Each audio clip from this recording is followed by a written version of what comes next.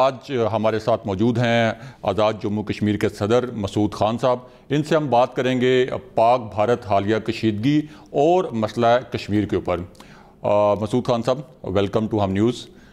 بڑی خوشی ہوئی آپ یہاں پہ آئے. کچھ آپ کی موجودگی کا فائدہ اٹھاتے ہوئے ہم نے سوچا کہ آپ موسٹ ریلیونٹ پرسن ہیں اس وقت پاک بھارت کشیدگی اور جو اس وقت LOC کی صورتحال ہے اس پر بات کرنے کے لیے.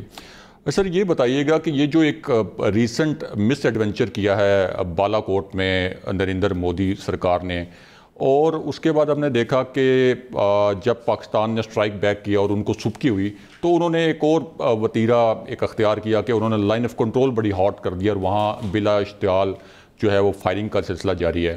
اور اب ہمارے پاس جو انٹیلیجنس اطلاعات ہیں کہ 16 سے 20 اپریل کے درمیان جو ہے وہ کوئی اور اشتعال انگیزی بھی ہو سکتی ہے. تو کیسے دیکھتے ہیں یہ جو بھارت کی اشتعال انگیزی ہے, اس کے خطے پر کیا اثرات مرتب ہو سکتے ہیں؟ سب سے پہلے تو میں یہ کہوں گا کہ ہم نیوز اور ہم نیٹ ورک کے اوپر جو ہے ٹیلی ویژن نیٹ ورک کے اوپر یہاں آ کے مجھے بہت خوشی ہوئی ہے اور آپ سے گفتگو کرتے ہوئے مجھے بہت خوشی محسوس ہو رہی ہے. اور آپ سب لوگوں کو میں اتنا کامیاب ٹیلی ویژن چینل چلانے پہ مبارکباد پیش کرتا ہوں. دوسری بات میں یہ کہنا چاہتا ہوں کہ بھارت نے پاکستان کے اوپر بہت ہی بھرپور حملہ کیا. اس نے نام نہاد سرجیکل اسٹرائک کی. اس کے بعد اس نے جو ہے لائن آف کنٹرول کے اوپر ہمارے خلاف جنگ کی ہے اور اس نے جو ہے صورتحال کو بگاڑنے کی کوشش کی ہے. 2003 کا جو ہمارے درمیان ایک قسم کا معاہدہ ہے اس کی خلاف ورزی کرتے ہوئے, اور تیسرے انہوں نے یہ کیا ہے کہ ان کی درپردہ جنگ پاکستان کے خلاف پاکستان کے اندر جاری ہے. تو پاکستان نے ان تینوں جنگوں کا مقابلہ کیا ہے پلوامہ کے بعد, اور ہندوستان کو یہ پیغام دے دیا ہے کہ وہ اس قسم کی مہم جوئی نہ کرے, کیونکہ پاکستان نہ صرف استعداد رکھتا ہے کہ اس کا مقابلہ کرے, بلکہ یہ ہے کہ وہ اس کا جو ہے اس سے جتنا وہ سوچ نہیں سکتا اس سے بڑھ کے وہ جواب دے سکتا ہے. تو یہ میرا خیال ہے پیغام ہندوستان کو پہنچ گیا ہے. اچھا, دوسرے آپ نے یہ کہا کہ کیا وہ دوبارہ کوئی مہم جوئی کرے گا.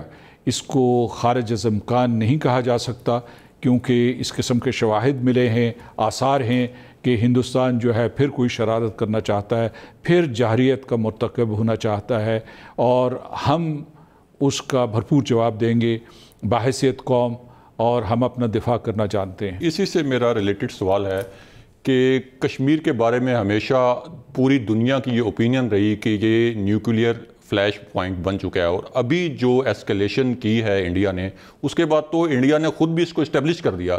آپ یہ بتائیے گا کہ یہ P5 اور UN میں کس قسم کی ایگریسو سفارتکاری کی ضرورت ہے UN میں اپنا موقف منوانے کے لیے, اور خاص طور پر جو P5 کنٹریز ہیں ان کے سامنے اپنا موقف رکھنے کے لیے؟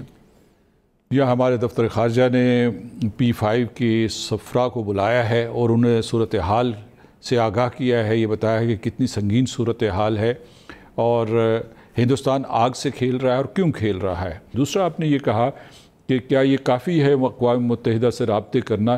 نہیں, میں سمجھتا ہوں کہ جو اس وقت جس کو آپ کہیں گے کہ متحرک سفارتکاری اس بات کا تقاضا کرے گی کہ جو بڑے بڑے کیپٹلز ہیں وہاں ہمارے سفارتکار جائیں اور ان کو بتائیں کہ اس وقت پورے کا پورا جنوبی ایشیا ہندوستان کے اس انتہا پسندانہ رویے کی وجہ سے جنگ کی طرف بڑھ رہا ہے, اور اس جنگ کو ختم کرنے کے لیے, اور جیسا کہ آپ نے کہا کہ اس کو ایک نیوکلیئر سطح سے بچانے کے لیے پوری بھرپور کوششیں ہونی چاہیے, کیونکہ اگر یہاں نیوکلیئر وارفیئر ہو گیا خدا نہ خواستہ تو ساری دنیا میں تقریباً 2.5 ارب کے قریب لوگ متاثر ہوں گے. مقبوضہ کشمیر میں ابھی مودی سرکار نے ایک جو نیا شوشہ چھوڑا ہے کہ وہاں آپ کا لیجسلیٹو سٹیٹس جو ہے وہ تبدیل کیا جائے. اس پہ ہم نے دیکھا ہے کہ حریت کانفرنس کا بڑا سخت رد عمل آیا, اور حتیٰ کہ جو بھارت نواز وہاں کی جو پارٹیز سمجھی جاتی ہیں ان کا بھی بڑا سخت رد عمل سامنے آیا. تو اس پہ آپ کیا کہیں گے؟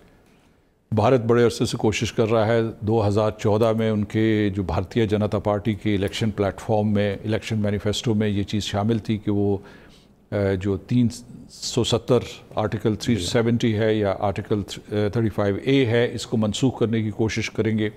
انہوں نے اس ارادے کا ایک مرتبہ پھر اپنے مینیفیسٹو میں اظہار کیا ہے.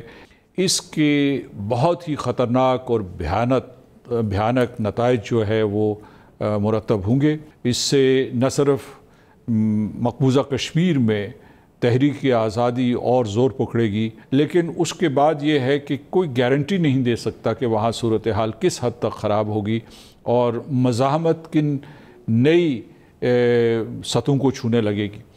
دوسری طرف یہ ہے کہ اس سے پورے علاقے میں کشیدگی بھی پھیلے گی۔ میری یہ بات یاد رکھیے گا کہ مقبوضہ کشمیر نہ کبھی ہندوستان کا حصہ تھا، نہ کبھی ہے، آج بھی نہیں ہے اور نہ کبھی بن سکے گا۔ سر، ہم نے دیکھا ہے کہ حریت کانفرنس کے جو رہنما ہیں ان کو پاکستان نے اگر کسی کانفرنس میں مدعو کیا یا کسی ایونٹ پہ مدعو کیا مسئلہ کشمیر ڈسکس کرنے کے لیے یا خطے کی صورتحال ڈسکس کرنے کے لیے، تو اس پر بھارت کا بڑا سخت رد عمل آتا ہے۔